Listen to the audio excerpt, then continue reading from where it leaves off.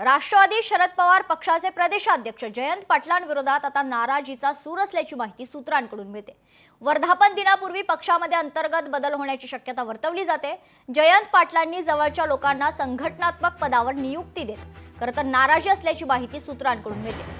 अनेक युवा आमदारांची देखील नाराजी असल्याचं समजते। नाराज आमदारांनी शरद पवारांपर्यंत नाराजी पोहोचवल्याची माहिती आहे।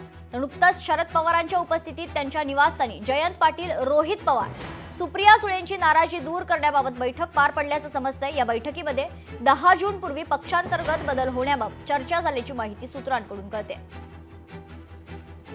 दुसऱ्याच्या बारसाईमध्ये जाऊन पेढे खाण्याची मला सवय नाही, म्हणून राष्ट्रवादी काँग्रेसमध्ये शरद पवार गटामध्ये काय होतंय याबद्दल मला नक्की माहीत नाही।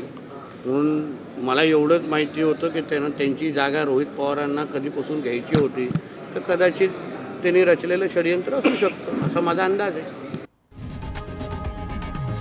लोकशाही मराठी ऐका, पहा, जागरूक रहा।